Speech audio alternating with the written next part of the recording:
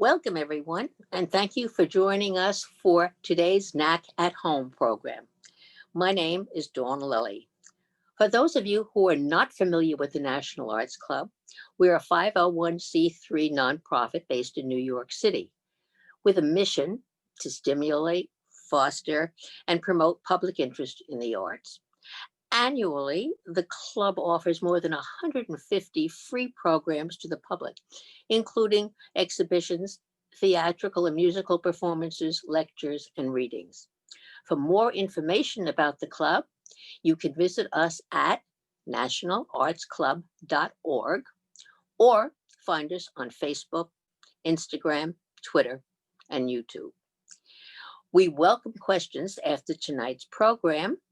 And if you will put yours into the question box, Laura Daly will handle them and pass them on to our guest. Our guest tonight is Jonathan Hollander. In thinking about this evening, I thought about the question so often posted and discussed among artists, and that is, can the arts change society? Jonathan, a choreographer and educator, is the president of the Battery Dance Company and its artistic director. He founded the company in 1976 and followed 6 years later with Battery Dance Festival, which every summer has given a free outdoor festival in New York City. He has always asked that question, and he has aimed to change the way ordinary students look at themselves and to connect individuals through dance. Battery Dance has traveled the world, performed, and Jonathan has lectured and taught throughout the world. His awards include one from the president of Germany. He has participated twice before in NAC programs. Once when he was the curator for a program of Indian classical dance, which we greatly appreciated. And the second, when we screened a documentary called Moving Scenes, which had been seen at the Museum of Modern Art, which is about the work that Battery Dance has done in over 60 countries throughout the world, working with at-risk youth. They have a one-week choreography program, at the end of which there is a performance, a fully scaled performance attended by friends and family. They have worked with such groups as in India, girls who have been exploited in the sex field. They have worked with Israelis and Arabs, and they have worked with German students and immigrants, among many diverse groups. And now I'll turn the program over to Jonathan to tell you how he's used all of these things to cope with the present world that we're living in. Jonathan?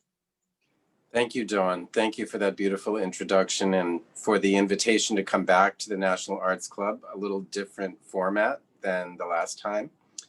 But it's a real honor to be here. And thank you to all of you in the audience who have come on board to experience Battery Dance Company this evening. We're going to start out with the artistic side of this dance company. It's been in existence for 45 years. We didn't have an anniversary because of the pandemic. So we've had various different kinds of programs to celebrate the 45 years of Battery Dance. And we'll start off with a reel that shows you the diversity of choreography, of the different formats in which we present dance, and the beautiful dancers of Battery Dance. So this is a good place to start. Battery Dance, reel. Please bring it on, Nadine.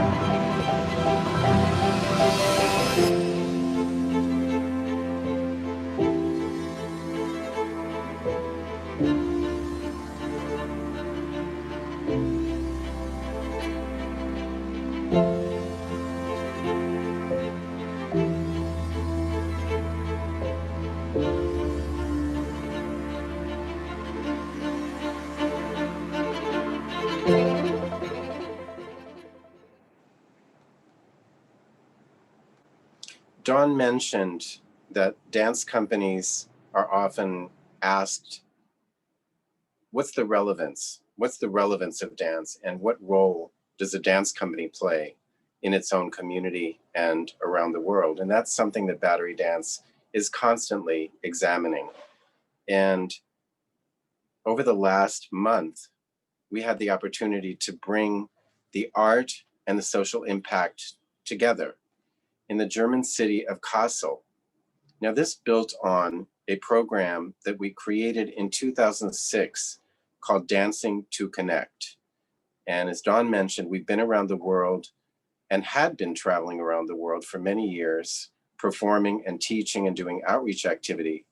But in 2006, in conjunction with another choreographer, Aviva Geismar from New York, we came up with a way of working with young people that basically handed the tools of choreography to them, whether or not they'd had any previous dance training. So from 2006 all the way to the present time, that program itself, Dancing to Connect, has had iterations that have gone on in 50 countries, and in Germany alone, 26 cities. Okay, fast forward, we hit March, when all of us know the curtain came down on performance, live performance, social gatherings, and so forth. We were to have gone to Germany in June and July to do programs in 6 regions of the country. You can imagine how much time it took to put all of that together. And then, of course, we saw the opportunity disappear. But my young team is not one to give up. And we all worked together to try to figure out how we could interact with young people in a meaningful way, to build that kind of connectivity that we feel when we're in the dance studio or in a school hall with them working with this project. And how could we translate that into the virtual world? So what you're about to see is a dance film that is the result of the program that we did remotely in Kassel, Germany, with German students, immigrants, and refugees in mixed groups. This is the context, this is the way that we approach the program in Germany, is a way of dealing with the fact that Germany opened its doors and welcomed over 1 million refugees. But then what? Many of these kids are unaccompanied minors. They had to learn the language, they had to learn the mores of the people of Germany, so different from their life in Syria or Afghanistan or Somalia or Eritrea. So how could we translate that project? We had Sarah Hausepian, our dancer, teaching artist in California, on Zoom, projected on a screen in the dance studio in Kassel. We had Anthony Franz, a dancer, graduate of the Folkwang in Essen, who is a commercial dancer now in Berlin, but his jobs in Berlin had dried up. He came back to his home in Kassel. And so he was our counterpart. He was our live sort of go-between in the dance studio in Kassel. Still, everything was experimental. We really didn't know what we would have when all was said and done. But after the workshop hours where the dancers followed direction and took up the tasks that Sarah laid out for them with Anthony's help, they created choreography, which was then filmed in 3 locations in the city of Kassel. Barry Steele, our technical director and production designer, then took that material and crafted together with direction from Sarah. And you are about to see the pilot project, the very first of what will be many remote, virtual Dancing to Connect projects that we're going to do in Bolivia, in other cities in Germany, and who knows where else over the next year, whenever conditions require that we cannot travel internationally. I should also mention that this project is supported by the German government the American government and foundations in Germany. It originally was almost entirely supported by American individuals and foundations, and also the American government. And gradually, the German government has appreciated it and taken over the sponsorship. So let's see the Dancing to Connect for Refugee Integration, Kassel, Germany.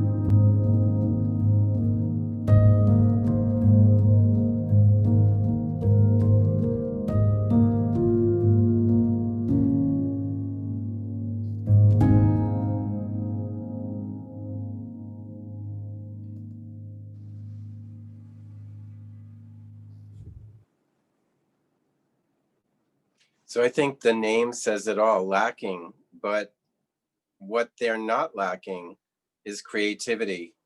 And while I'm watching it again, I'm reminding myself that these are kids who were not part of a dance club. They didn't know each other at the beginning of the workshop. They came from different parts of the city and from different economic and ethnic backgrounds. You could see that. And what you can also see is that dance brought them together. So quite frankly, in 2006, when I saw the first Dancing to Connect program take shape from an idea to reality, it was a jumpstart moment for my career. I realized myself that dance could transform lives. And actually, that is kind of the subtitle or subtext of the next excerpt, which is from the film that Dawn was mentioning earlier that was premiered at the Museum of Modern Art, called Moving Stories, created by the filmmakers from Wilderness Films, director Rob Fruchtman, producers Cornelia Ravenel, Mikhail Södersten, and Wendy Sachs. This team of wonderful filmmakers took up the challenge of following Battery Dance around the world to different locations and seeing the process of Dancing to Connect unfold. I have been given permission to pull out one section of this because I wanted to bring you into the world of the Middle East, a land of conflict in Iraq, in Baghdad, and the story of a young man who became connected to Battery Dance through our program in Iraq that happened in 2012. And this is an excerpt from the film Moving Stories, which I hope you will go and see. It's on Amazon Prime. Moving Stories, directed by Rob Fruchtman. And as Dawn mentioned, it goes to India, goes to Romania, it goes to South Korea with North Korean defectors, and then also the story of Adel Euro from Baghdad. Let's see the next excerpt. My name is Adel Case. I'm dancer from Iraq in Baghdad.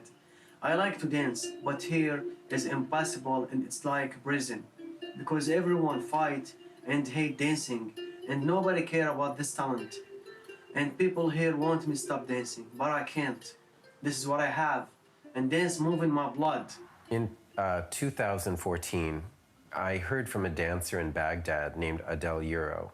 He sent me messages on Facebook. I'm a dancer. I'm Adel Euro. I'm in Baghdad. Can I show you what I do? Can you mentor me? I met Jonathan Hollander, the founder of Barely Dance Company, 6 months ago, and he is the best person who gave me help in my life. Then I met Sean and Clement, and they are the best teachers. They give me a big help when they teach me in Skype. Adele in Iraq, I'm a hands-on person, and I like to make sure he's doing things correctly, but it's hard. This was about a human connection, reaching out from Baghdad where bombs were going off to New York City. It's not easy when I learn in Skype, but this is the only choice. Yes! Excellent job.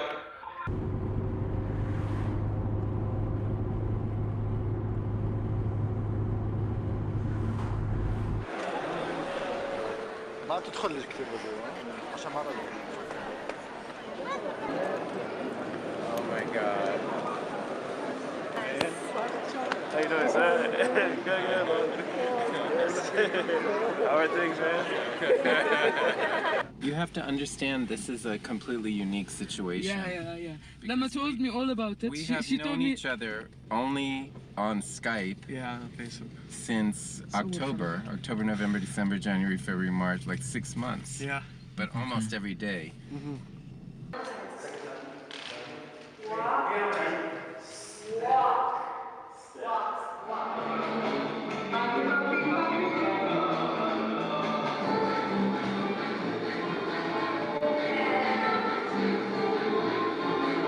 These days is the best days where I practice with the Barely Dance Company. Jonathan is there on the show.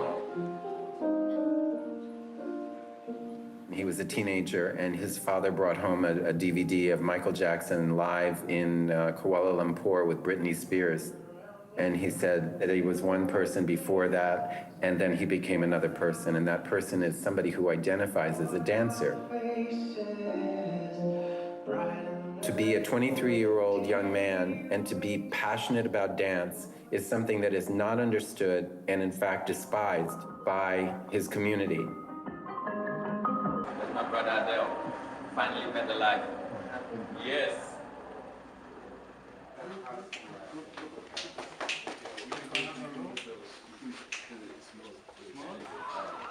The fires, massive and horrifying. At least 215 people killed in a suicide bombing that ripped through a nighttime crowded Baghdad shopping area. ISIS claimed responsibility for the worst attack in Iraq.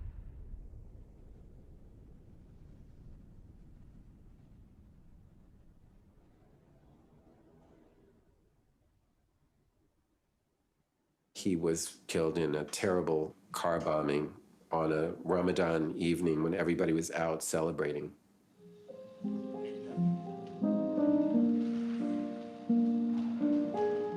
Hide my head, I wanna drown my sorrow.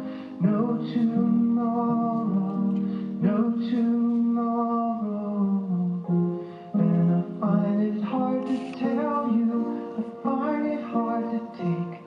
When people run in circles, it's a very, very My goal is to make a new generation of dancers, because there is many people like me in this earth need help, and I will never give up.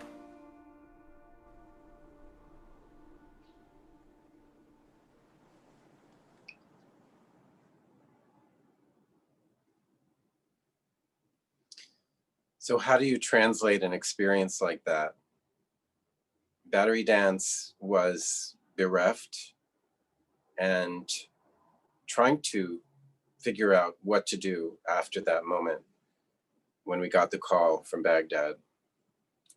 So we actually sprung into action and we created a campaign, the Del Euro campaign for dancers seeking refuge, because you have to go on, and we had to memorialize Adele Euro and not let him be forgotten. And thank goodness these films allowed us to bring his life and his inspiration to the larger audience of moving stories. In a way, it could seem that the social impact side, the education aspect of Battery Dance, and then the artistic side could be two very different streams, but in fact, they're interwoven. One informs the other in every way. And a piece called On Foot was created. It actually was informed by the experience of working with refugees in Germany. There were young people who had literally walked from Afghanistan to Germany. The journeys that young people have experienced is beyond imagining. But we as artists take in this experience, and the only thing we know what to do with this information and with this emotion is to create art. And so On Foot is the product of that experience. It was a collaboration, and their next little clip is going to bring you into the process of how that piece was created. It begins abruptly. Let's bring it on now. Out of this came a very major production called On Foot, which involved Kevork making art on the spot as dance took place on the stage. So there he is sitting in the orchestra, standing, perched in the orchestra pit with his art materials in front of him and a camera above, shooting his hand and his implements, making art, responding to what was going on stage. This became the kind of fundamental theatrical situation in which On Foot takes place.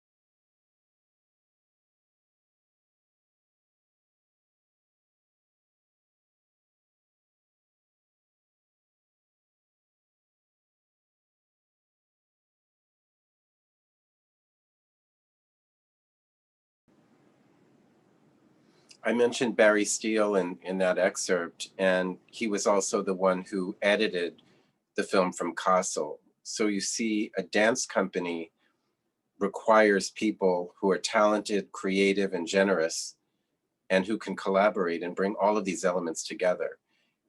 Likewise, my dancers themselves have to be nurturing teaching artists as well as creative choreographers and wonderful dancers, and people who can, in a sense, sublimate their own egos and be part of this larger enterprise of Battery Dance. It's just a remarkable team. And I feel so fortunate and so lucky to be surrounded by so many talented people. Speaking of which, when it came to August, or I'll back up. In March, we assumed when the pandemic hit that things would be back to normal by August, and that we would perhaps be the first event in New York City live dance festival, because our festival is outdoors. We thought, okay, there's fresh air, we're by the river, people can spread out on the lawns of Robert F. Wagner Jr. Park at Battery Park City, and it'll be wonderful. Well, as you know, that was not to be. And we were extremely, extremely lucky, because Robert Wagner Park at Battery Park City is under the authority of the Battery Park City Authority, not the City of New York. The City of New York would not have allowed and didn't allow other events that take place in city parks to go on, because they were worried about too many people coming together and being close to each other in a super spreader event taking place. But we were able to convince the Battery Park City Authority to allow us to set up a stage, tents, and a confined area. We had doctors from Weill Cornell Hospital who were volunteers. They've been coming every year to support our festival, and in case anything happened to one of the dancers or somebody in the audience, they're right there.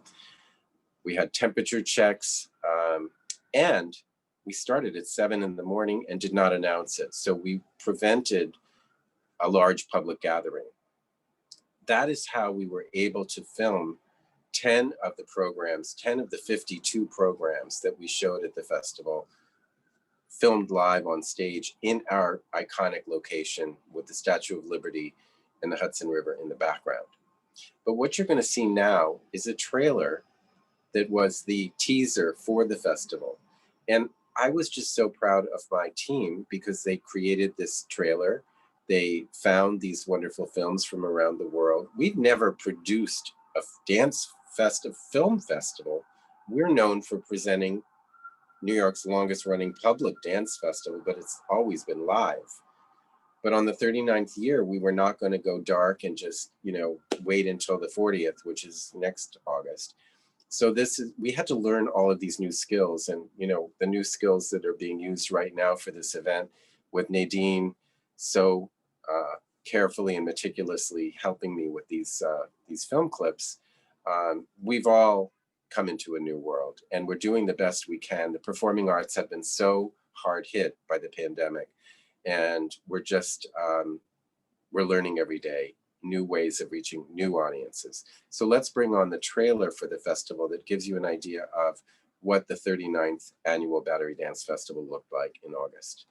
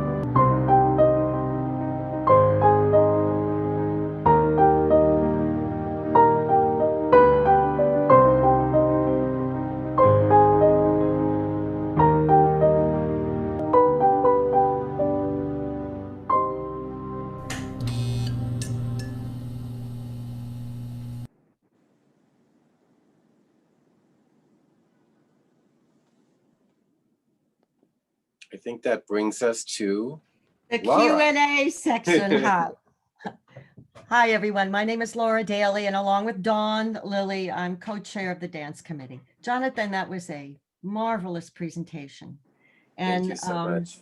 the story of Adele is just absolutely heartbreaking. I just cannot even imagine what a great loss that is. I mean, it's criminal. But I was thinking as we were watching that and some of the other videos, the logistics of going to another country, and usually a country that is not peaceful and dealing mostly with refugees. What are the logistics of your doing that? Who do you have to coordinate with? Well, first of all, I'm pretty old and I've been doing this for a long time. And that's a benefit. It really is, because I've created a network of people who are like-minded, who understand that when you say a dance program, they're not going to think of little girls in tutus.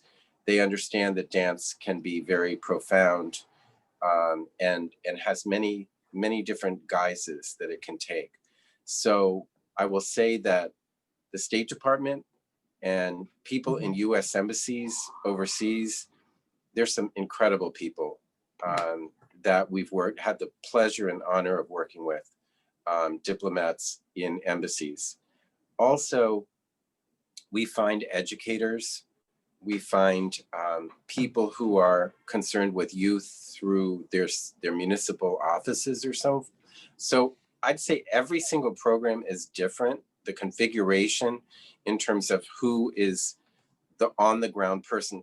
We don't have a budget for myself or one of my colleagues to go and do site visits beforehand.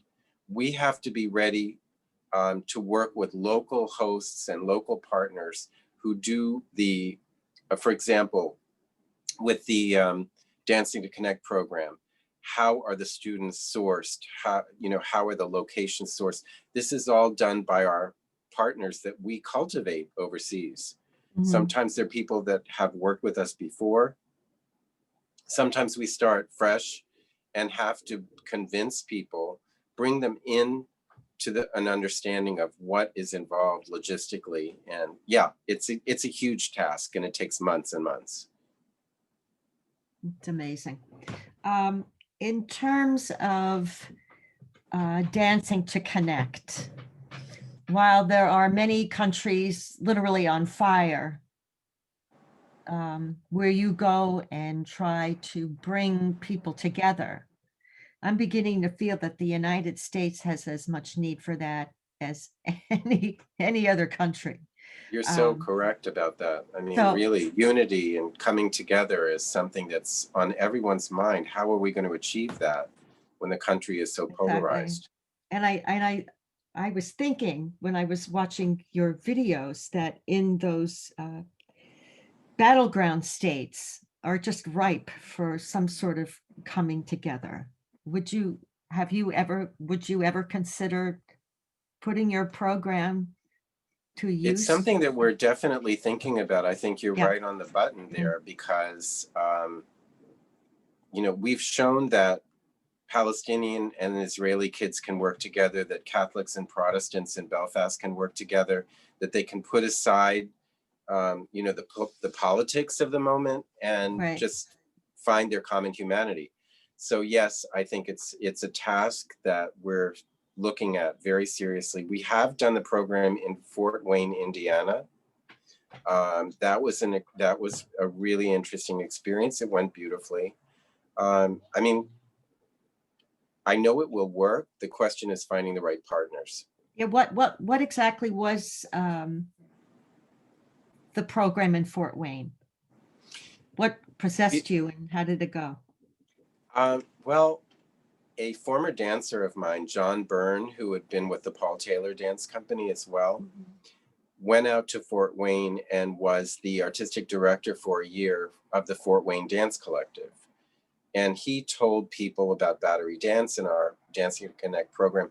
Actually, the Fort Wayne Dance Collective is a really impressive organization. They worked in hospitals, they work with veterans, they work in high schools. So we had a tailor-made situation when we went there that we could be plugged in to all of these different sort of parts of the community and bring everyone together. So it was a remarkable experience.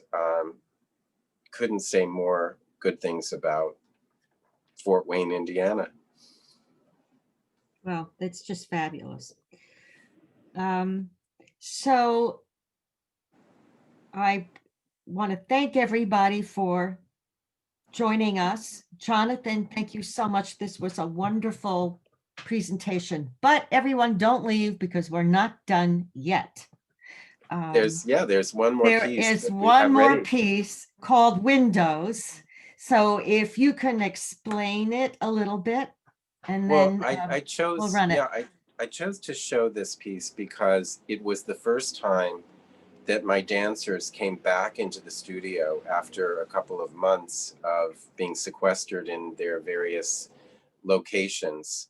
And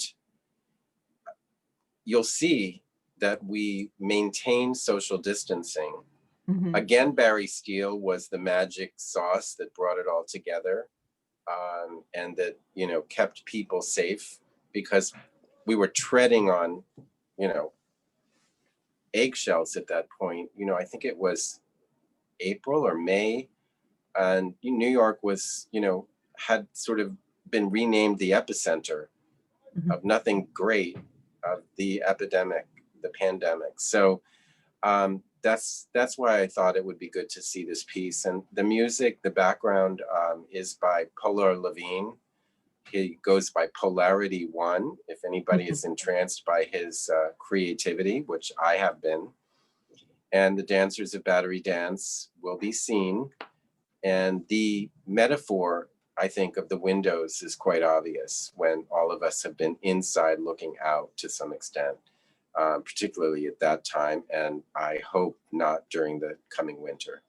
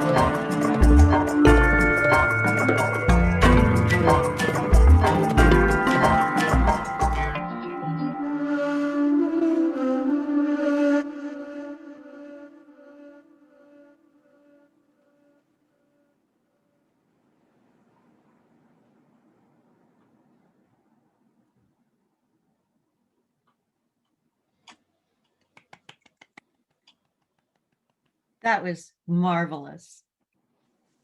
Marvelous.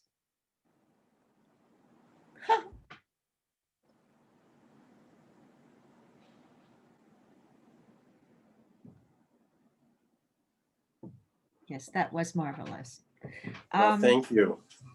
It's just been, that was just great. That was just great. I love it when just like everyday things become the most incredible props for some beautiful dance. There's just nothing like it. It's just fabulous. You know, People just, when they came back into the studio, they just were so elated to be Like- in that space I again. bet. Dancing in their living rooms and kitchens just doesn't quite make it. No, it doesn't. It doesn't. I've been missing my flamenco class because I'm, you know, they're not allowed, but they've been trying to do it online. And it's just not working.